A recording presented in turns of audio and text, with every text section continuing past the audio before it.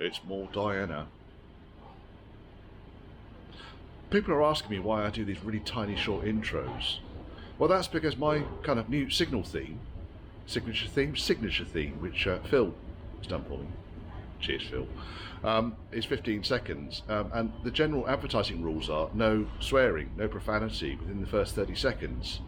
So I have to do these, because otherwise I end up editing all the profanity. Anyway, enjoy the video.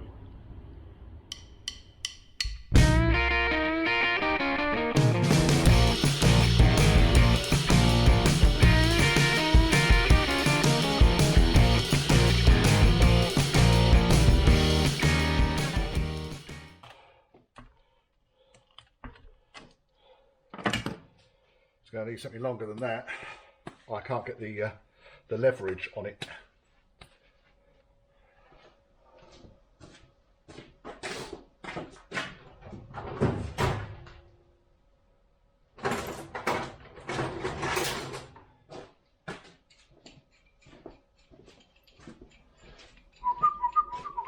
Is this going to open wide enough? It might do.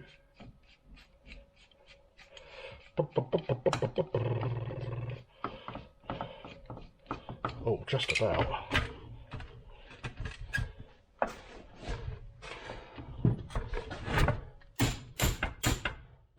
It's going to end up being a fucking screwdriver through it, I tell you. Because I'll tell you what, if the chain wrench wouldn't take it off, I can't see how this is going to take it off.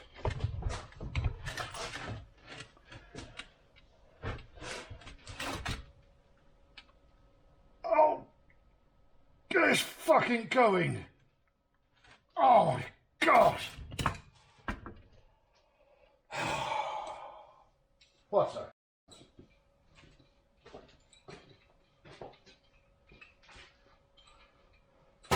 Thank you, Mr. Pipe Wrench.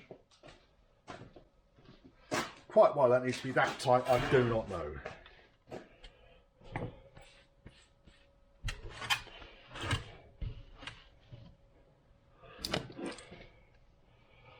Bloody thing.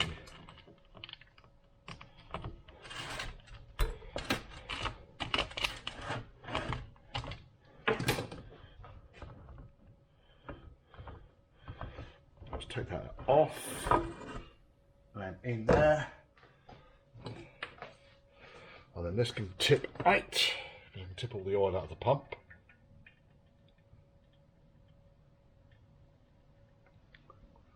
All in a day's work, eh? All in a day's work. Had a nice peaceful day yesterday. So I got on with ordering all the parts I need for the front end of Diana.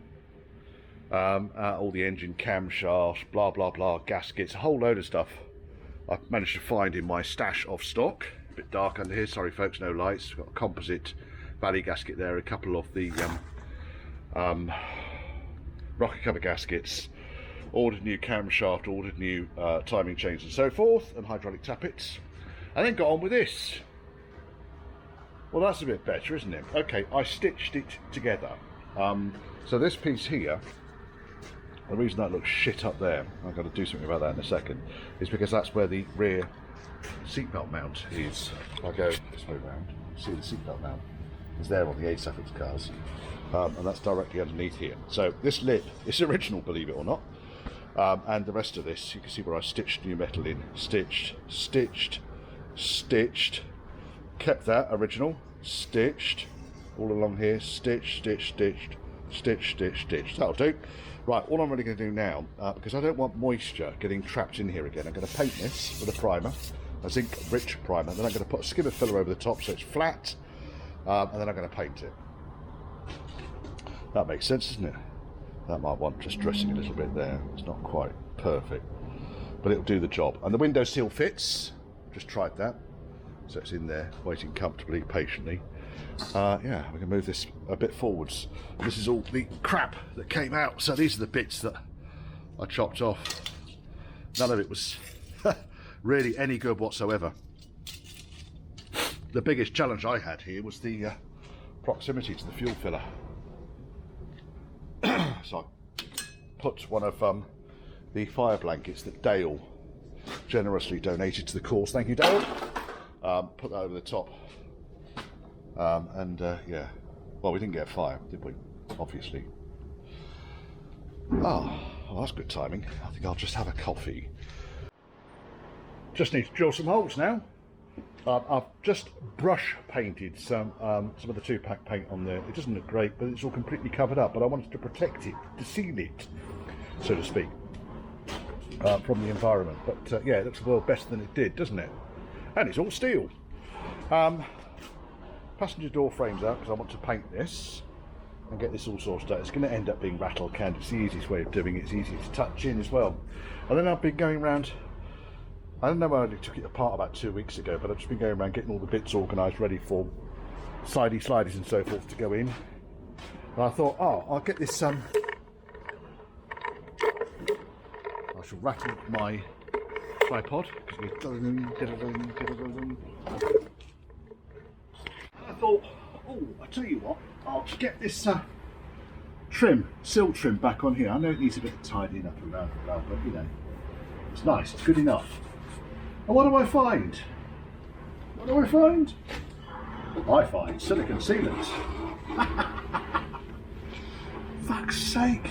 And the only reason I'm taking this out is because it was all rusted up here.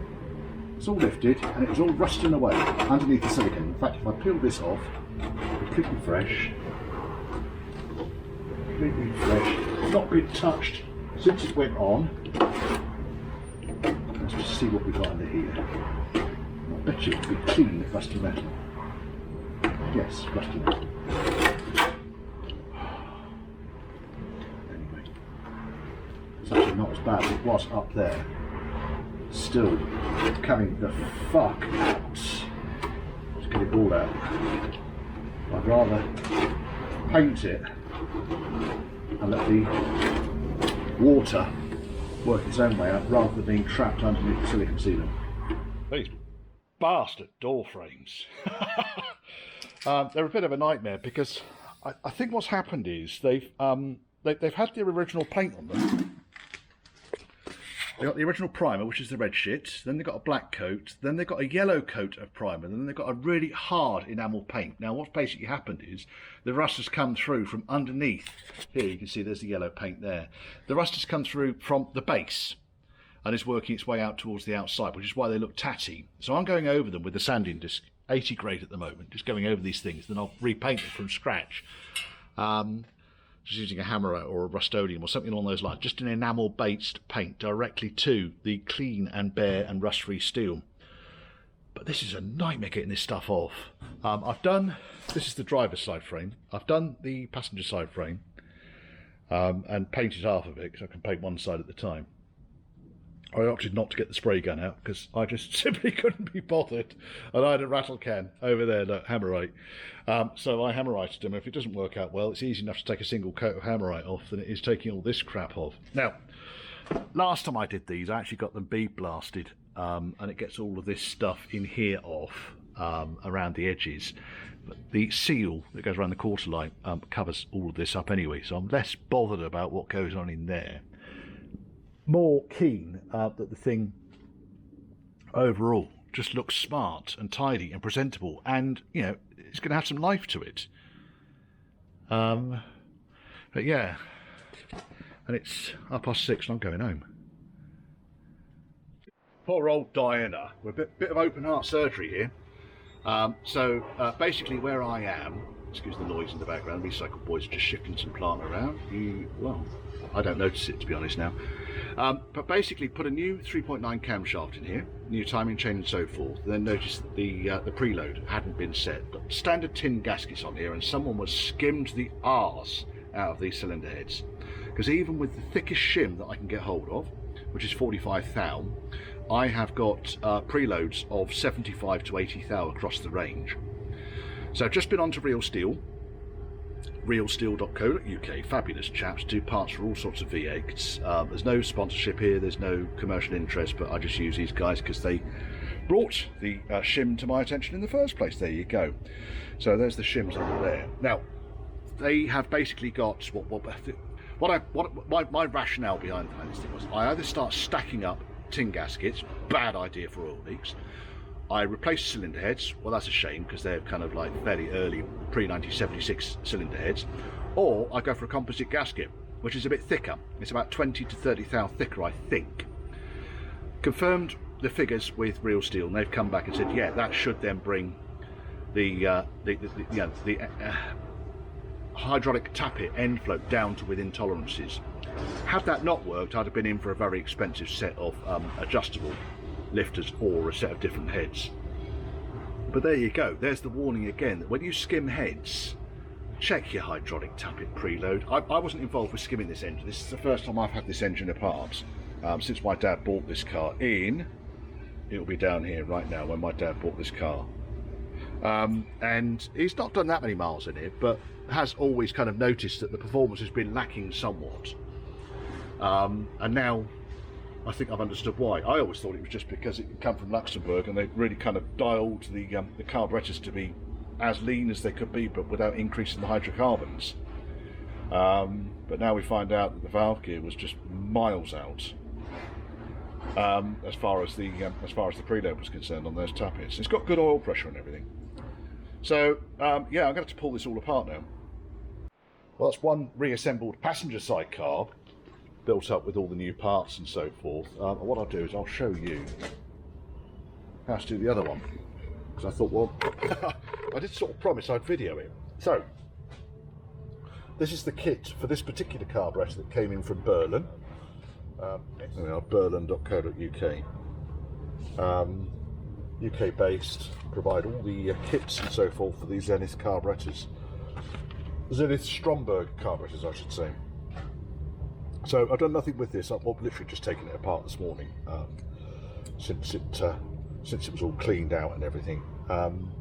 They're dead easy to put these things together. They really are. So we'll start with the throttle. What you need to be careful of, again, be careful of these. You bugger these up. These are the lugs that hold on the float spindle. Don't bugger them up. All right. So let's pop that there, and we will assemble the throttle shaft. Now it helps if you've got the throttle shaft assembled already from the old one. And you see, remember, this one had a massive ridge here. In fact, you can actually see that. Look at that size of that ridge there and there. New shaft doesn't have that. Now, as if to prove a point here, what we'll do is we'll shove it in the right way round. In he goes, okay? And when it's in position, we can feel play in that shaft. Now, I'd imagine when the engine's running, if you were to spray something like brake disc cleaner in this general vicinity, you're going to find that the revs increase, because the vacuum on the inlet is going to be drawing that accelerant, let's say, straight into the inlet, and it's going to be kind of running a little bit faster because of the additional fuel. So we'll put the brand new shaft in. That's beautiful. That's fantastic. Oh yes. Now the kit comes with a world of parts here. Basically the nut and bolt kit I think is generic for just about every single carburetor service that they actually do, and these carburetors themselves are very, very, very straightforward. They don't have an awful lot of the what's the word? Choose the word carefully, Richard.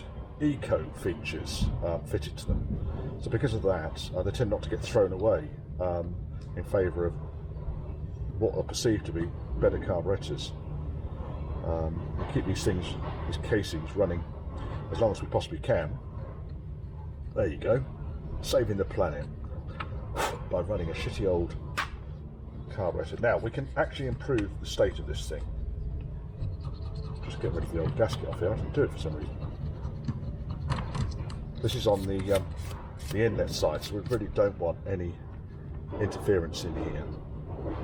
So even I didn't do this prep properly before I put it all together. Right? These carbs are going to go on the diner, obviously, because we're watching a diner video. There we go. That's all nice and clean now. Other side. Okay, fair enough. Now, as I say, these things they're a piece of piss to put together. So we'll start with the throttle shaft. Now, what I tend to do, I just put a little bit of lube on the shaft. when it goes in there, it just gives it a fighting chance of bedding in. Doesn't need swathes of the stuff, and there are no seals on these things. There's just the interference between the shaft and the aluminium body. Next thing, we've got brand spanking new throttle disc. They've got dimples on them. Make sure you put the bloody thing in the right way up, won't you? Then we've got a couple of new screws. I've got all of the old stuff over here and all the new stuff down here. New screws, I put a little bit of thread lock on. They originally kind of had this little kind of peening bit on here, so from the other side you could peen the screws over. But these ones don't have that feature, so I just use a little thread lock, or a lot of thread lock as the case is here. And they can then go in. They don't need doing up to 1,000,000 foot-pounds. You can see just about. They don't need to do much, 1,000,000 foot-pounds. They just need to go in.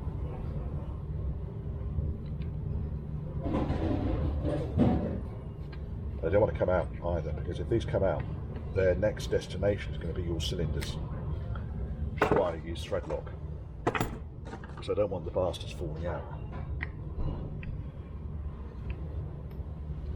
That's tight. Okay, and we got a throttle butterfly there. It's got a nice, good, tight fit in there. The reason there's a right and a wrong way up, one of these edges is beveled. Okay, that's the main shaft in place. Now what I do here is take the rest of the shaft apart. Now, again, piece of piss if I can find the screwdriver. There it is. There is a 1/4 inch bolt here, and when you undo this 1/4 inch bolt, that frees up the actual linkage that connects the two carburetors together. So this is part of the tuning process, is to undo this bolt, and then you set the bolt afterwards. So you have to undo that bolt, take the outer part of the mechanism off, okay, and then underneath you'll see the rest of the mechanism here. So we've got this piece that swings around like a dick in a bucket, and it's actually controlled by this piece here.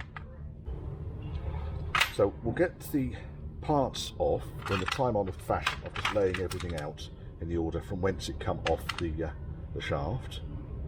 So we've got a nice big space. We've got a nice big lock tab before the spacer, so we get the lock tab off.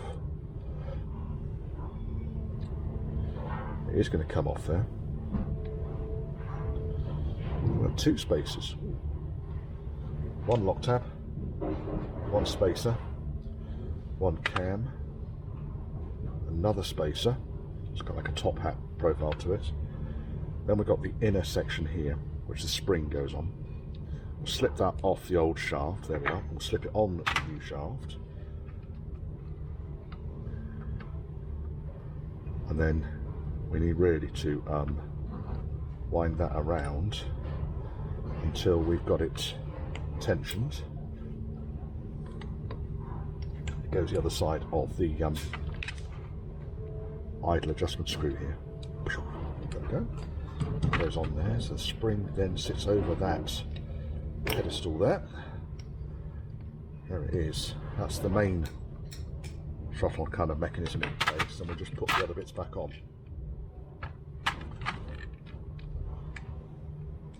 All going back on exactly how they come off.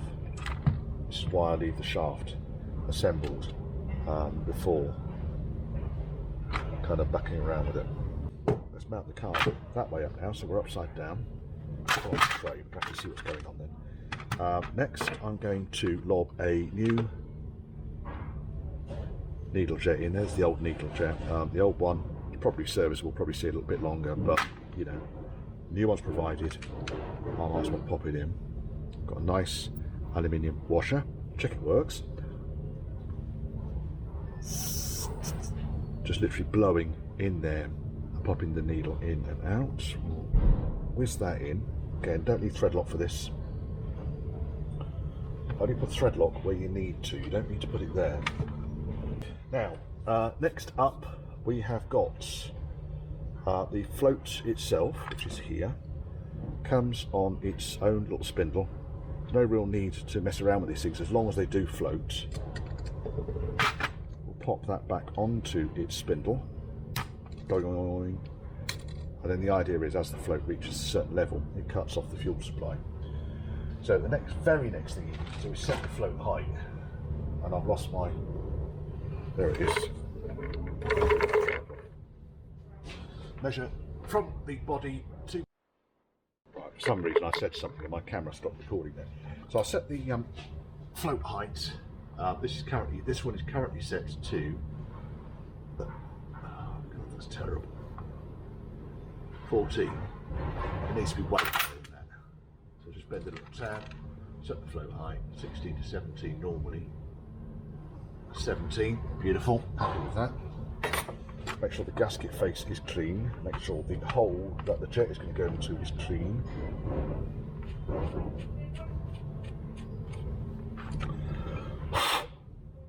Good, beautiful. Nice new gaskets. Again, you get a world of gaskets supplied with the kit, and we'll pop in brand spanking new float chamber gasket, and then we'll put the float chamber on. There we go, there's the jet. We've got an adjuster on the bottom that needs an O-ring. We've got the body of the jet in the middle, which needs an O-ring. Then we've got the jet itself, which needs an O-ring. And basically what we've got here is the jet itself, that bit. So we get a new one of those, pop him back on. We get a new O-ring. That one's as hard as anything. Pop him on. Bit of lube. It does say lightly oil.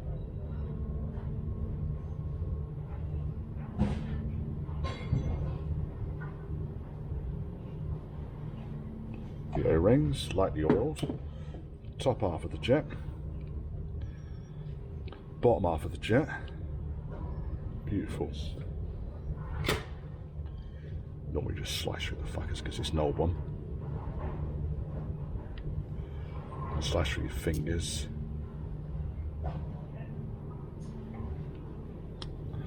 It's almost gone.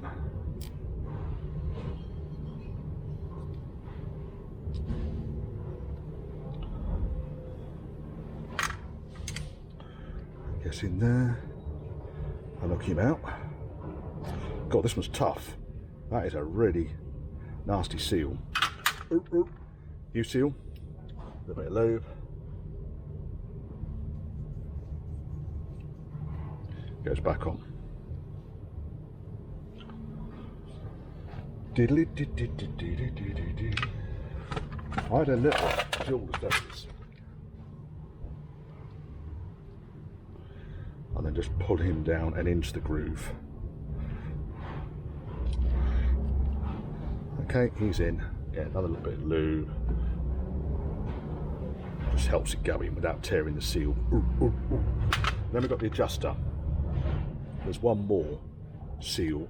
Ow, you fucker. Oh, you saw that as well. One more seal here. This is what I do it with a blade, you see. You might think doing it with a blade is actually more dangerous, but no, you just see me stab myself there with a bloody screwdriver. Didn't penetrate. And we got one last O-ring in here, which is there. A little bit of lube.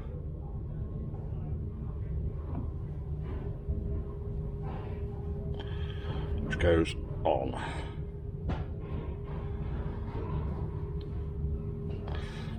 Pushing it up and over the thread, which is not ideal, but it's the only way this one can go on. And then we're going to stab ourselves again and get that over that lip. Over it goes. And that's the adjuster seal or in place with a little bit of lube. Put the adjuster into the base of the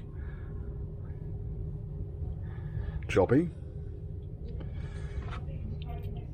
Put the jet element into the top and then screw the whole damn thing into the carburetor body. It should go in. Yes, it does. And I'll screw this in. Now, my top tip here is not to go freaking nuts doing this thing right the fuck up. wind it back off a turn or two, because basically you need to get the needle on the diaphragm in there. What I do though, once it's kind of in, we've now got a bit of pressure against it, I can wind the jet in, get it jet so it's level on the top of the bridge, and then wind it back 3 turns. Half, 1, half, 2, half, 3. Now that's more or less a baseline position for the adjustable jet in there. You can see the jet is kind of central inside the body there.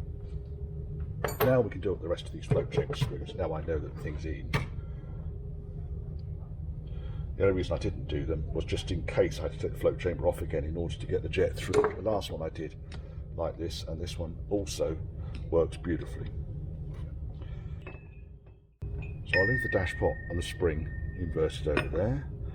We need to take the diaphragm off. Now, on the other carburetor, I hadn't noticed this, but the diaphragm is split. So this carb really wouldn't have been doing an awful lot. Here's one from Berlin. Look, it's nicely covered in powder.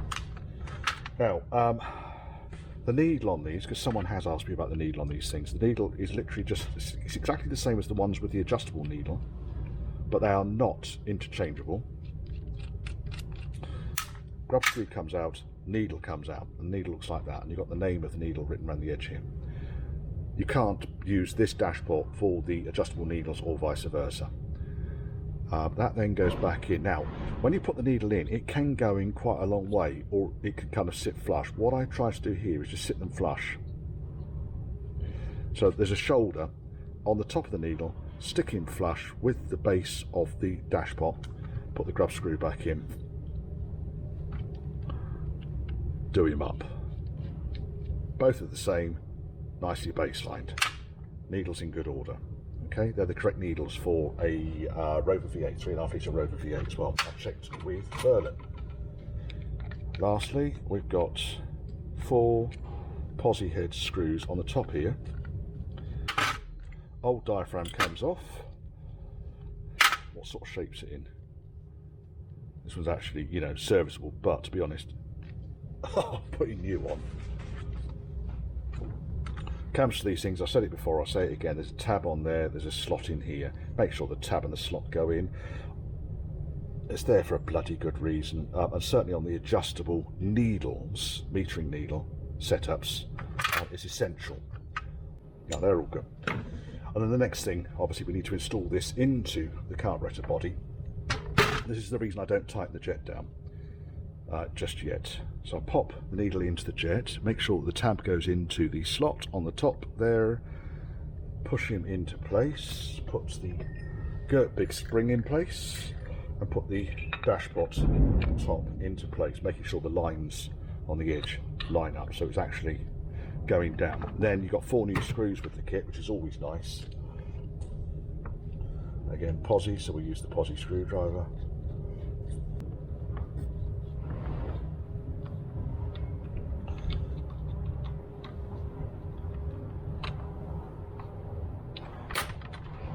There we are. See, now I've tightened the top up. That now works. Piston goes up and down really nicely. All of these screws at the top are as tight as they need to be in order to seat the diaphragm. Having done that, I now tighten the jet up. Nice little squeak there from it. Right, that's the jet. It's tight-ish. Piston goes up and down beautifully. Jets can now be nipped into place. There we are. That's that. Done. Fucking beautiful. That's all there is to it. That's how you do them. These bits here are all excess. Time for coffee. Right, that's them all together. Looking good. I thought... I checked the non-return valve, it's broken. Non-return valve is not working at all, which obviously, because it's related to the servo, it's kind of a safety feature, I think, really.